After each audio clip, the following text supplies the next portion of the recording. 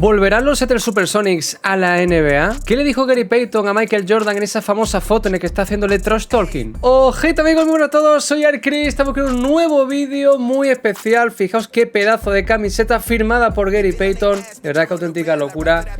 Aún no me lo creo lo que estoy viviendo. 200.000 suscriptores he llegado también estos días. He podido entrevistar a toda una leyenda de la NBA como es Gary Payton. Como sabéis, en Instagram os di la posibilidad también en YouTube de que, bueno, hicierais preguntas porque iba a poder entrevistar personalmente a Gary Payton. Tuve 10 minutos para entrevistarle, que veréis a continuación, y luego posteriormente vais a ver pues el meet and greet que hubo con los fans, con diferentes fans que pueden acudir gracias a NBA Fan Club, en este evento privado que tuvimos la oportunidad de acudir, y muchas de las preguntas que se hacen ahí son las que yo tenía previsto hacer, así que bueno, le he dado la vuelta, ¿vale? Mis preguntas realmente fueron al final del evento, pero lo he puesto al principio y las preguntas del meet and greet las he puesto después. 20 minutos muy top, merece la pena que veáis hasta el final porque, de verdad, Gary Payton, súper humilde, súper cercano, responde absolutamente a todo con claridad.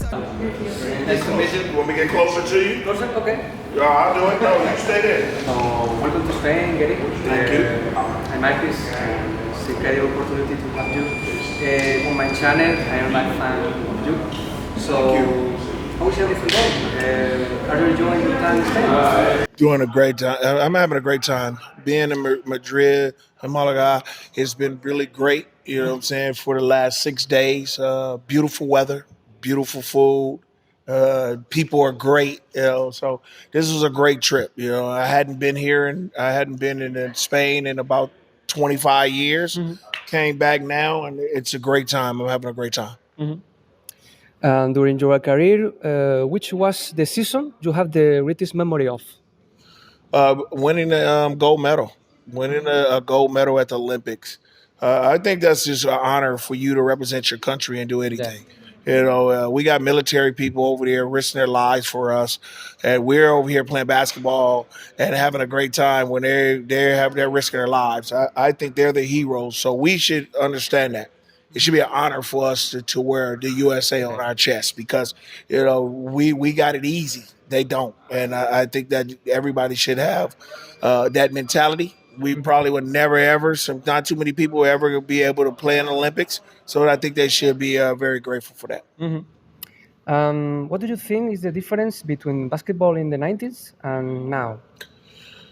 Well, I think the difference is that we had the big man that was a weapon. Mm-hmm. We all had big men. Now the three-pointer is a weapon. A lot of people are getting mad because the 90s players say they were rougher. Our era was rougher, but it's an era change. It goes from rough to finesse to entertainment to running up and down the floor. We didn't do that. So that's the big change for me that is there. It is what it is. Yeah. We played in that era. They didn't. We didn't play in this era, and they do. So it is what it is. They're going to think different, and we're going to think different. Okay. Could you tell us funny stories from your trash talking? I used to have a good time. That's all it was. I just say whatever I want to say. I just had people just try to be scared of me, be talking back, and then get them out of the game. That was the biggest point of my trash talking, is to try to get somebody out of their game. Yeah. And once I get them out their game, I got them. You know what I'm saying? So that's what it was for me. I just was having fun with it. That's all I did was have fun. Okay. What are your top 5 players who were the most difficult to guard? The most difficult to guard was John Stockton. Wow. Yeah, it was always him. You know what I'm saying? I mean, you couldn't stop anybody, but you could contain them. Yeah. But he was hard to stop and contain. You know what I'm saying? So I would always say, if you got to guard him 94 feet and he does a lot of different things, and a lot of the time he was playing, he only played average 34 minutes a game. Mm-hmm. I would average 40, 44 more minutes, wait 10 more minutes than him. And he would have better numbers than me. And because, you know, he's more effective, I think he was pretty good. You know what I'm saying? So that's what I would say. Okay. Before the injury, your son was playing his best basketball. What do you think are the case to get this level at this moment of his career? I think he's revolving. He's been in the league for 6 years. He's found the team that he wants to play for, and that the team that's really fit for him. As he's in the NBA Finals right now. He came back for the finals. He was out for a month. He was playing great basketball before he got hurt. And I think he's playing great basketball now. I mean, I just watched the game last night in game 4. He did a great job of playing defense. He changed a little momentum, getting the little things going, and they got a win with Steph Curry's big game. So I think only thing he can do right now is build from this. Just build from this. Just go bigger and bigger and get better and better. He's going to be having a lot of teams after him this year and this summer, and which starts in 3 weeks, which is going to happen. And I think he's got to decide what team he wants to be on that's going to make him stay at this level. Yeah. If it's going to be the Golden State Warriors and he has to take less money, then I guess he was going to have to do that. But that's his decision. It's not mine. It's his decision. All I can do is be a father and tell him what's right. You know what I'm saying? And I think he's doing well for Golden State, and I think Golden State should step up and keep him. You know what I'm saying? Because they need to build. They're getting older a little bit, but they need his young blood on their team. Okay. And he's a good young blood. He's only 29 years old, and he can build from this. Okay. What are the most difficult aspects for a professional player to face during his career? The neglection. People cutting him. He don't know where to go. He's not getting the opportunity. He's getting a chance to play. They don't believe in him. I think that was the most difficult thing. But then he gets with the Golden State Warriors, and Steve Kerr believes in him. The Warriors organization believes in him. And when you give a player that kind of confidence, they flourish off that. And that's what he did. Like a trade card. That's it. That's it. There you go. And that's what he does. He flourished off of it and played. And he played for this team. And they got all rewarded. They're in the finals. They're 2 games away from winning the championship. Now all they got to do is play the best out of 3. They're going to play a 3-game series, really, basically. If Golden State wins 2 games at home, they win a championship. Yeah. You know what I'm saying? So I just say, he just got an opportunity with the right organization. You played for the Lakers in 2004, in the last year of Shaq and Kobe together. So what do you think went wrong for the championship to slip away against Detroit? Well, we were together all that year. If everybody remember, Karl Malone got hurt really early in the season. Kobe was going through his stuff that he was going through, which was taking a toll on him. Yeah.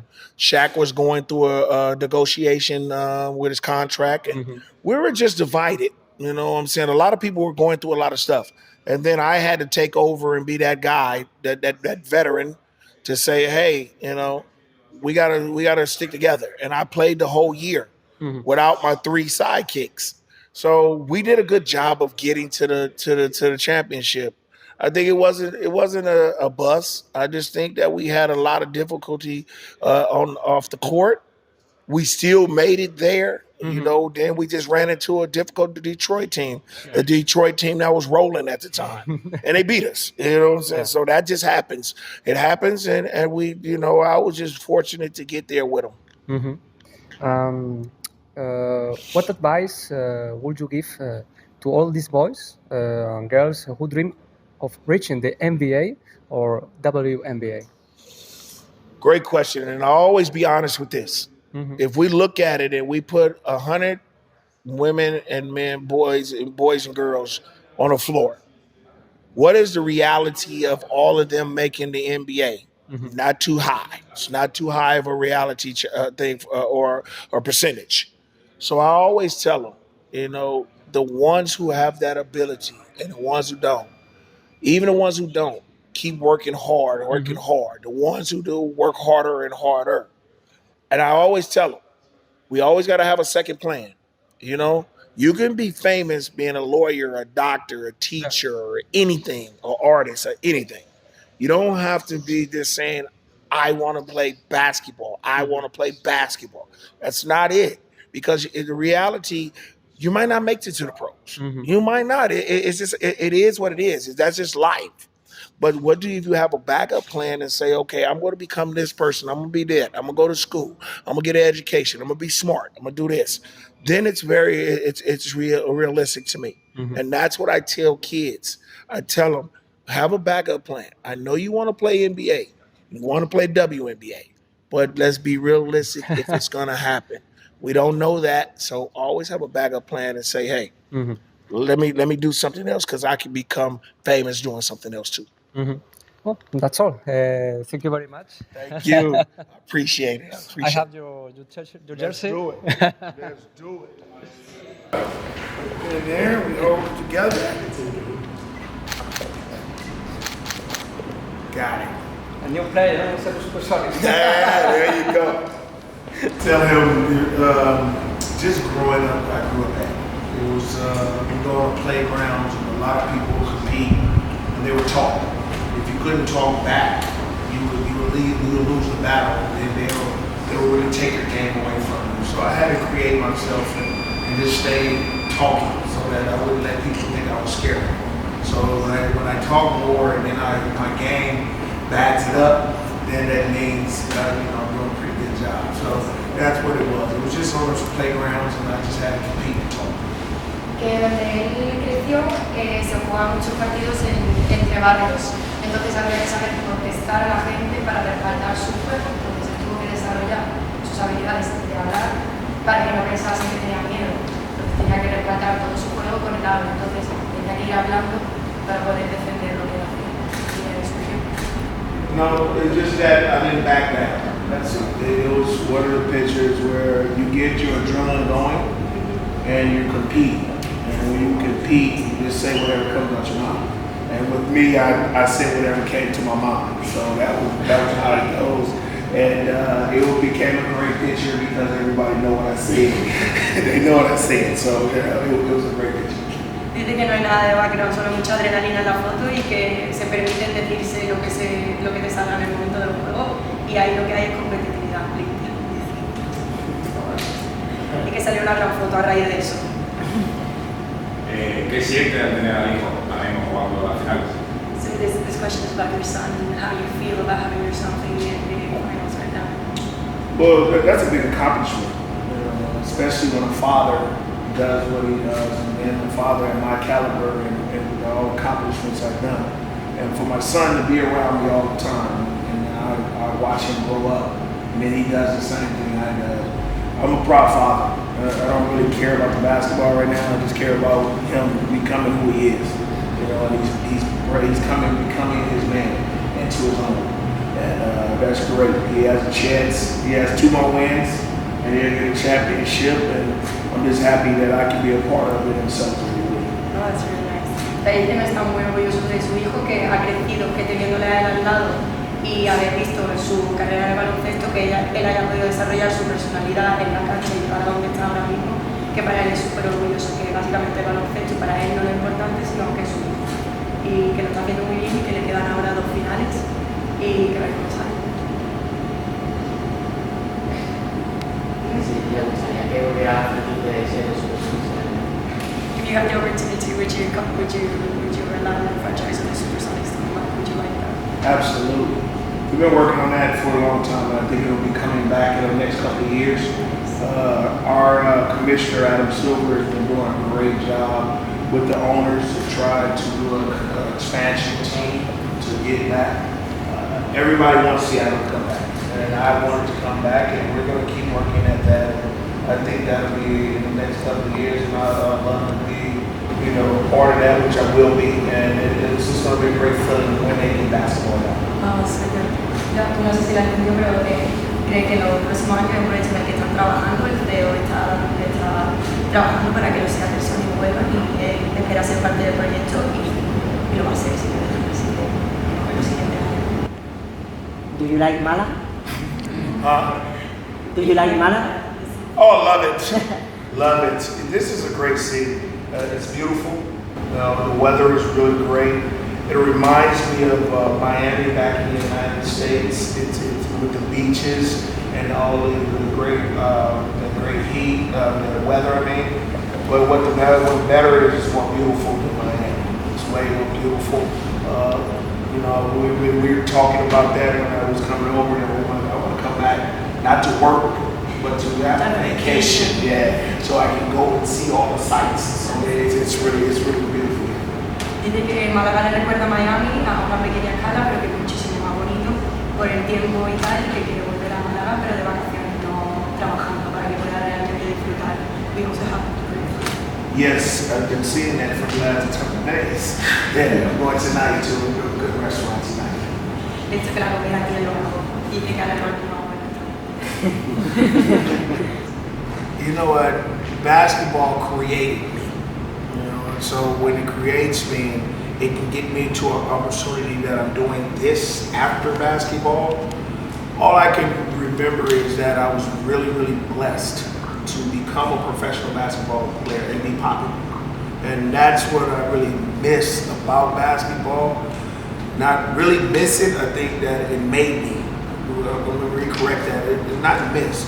I'm happy that I played it and I got this level because I can come here and do this type of stuff. I can move myself on and revolve into another person. Not a basketball player, I can revolve into a businessman, I can revolve into a mentor and stuff like that. So that's what it's all about. It's all about me coming and doing this type of stuff, but I really don't miss anything. I'm just grateful that I got a chance to do it and become popular as I was. Dice que realmente del baloncesto no echa nada de menos, que lo que se siente súper agradecido de que el baloncesto le haya dado la oportunidad de ser popular y poder hacer este tipo de cosas, y que realmente el baloncesto le haya hecho crecer para que tenga esa proyección internacional y pueda ser un mentor, pueda ser un coach, pueda hacer lo que hace ahora, que es lo que realmente se está agradecido de que el baloncesto le haya dado la oportunidad de ser la persona que es y tener esa proyección. It's you have to play that high level and you can travel to around Europe. Well, I didn't have to come around and play around Europe, so it's a little different. I don't know. No, I don't think that I would have came over. I like what I'm doing now. While playing basketball in a foreign country, I don't know if I would have been able to do it. You know what I'm saying? But during my time, you guys, competition wasn't at the level that you are now. Your players are very good now. In my era, they were just starting. It was just starting to become good basketball players. So I think in this era, yeah, I would love to come over here and play in my prime because we had competition and it would have been great competition. But in my era, the competition wasn't like it is now. You know, it was better basketball players now than it were during my time because it was just starting. So, you know, it's hard to say. You know, if I would have came over, yes, I would have came and had some exhibition games, stuff like that. I would have did that. Yeah, but I would want them to come to the NBA and play me. So it would have been a worldwide competition. Está diciendo que en su prime le hubiese encantado jugar en España si hubiese el nivel de jugadores que hay ahora. Porque cuando él estaba compitiendo en la NBA, en Europa estaba empezando las ligas a gran nivel, entonces no estaban los jugadores a la altura. Entonces, si es un partido de exhibición o de promoción de la NBA, que lo hubiese hecho, pero a nivel competitivo, le hubiese preferido que los europeos viajasen a Estados Unidos para que estuviesen al nivel de Estados Unidos. ¿Quién fue su inspiración para jugar?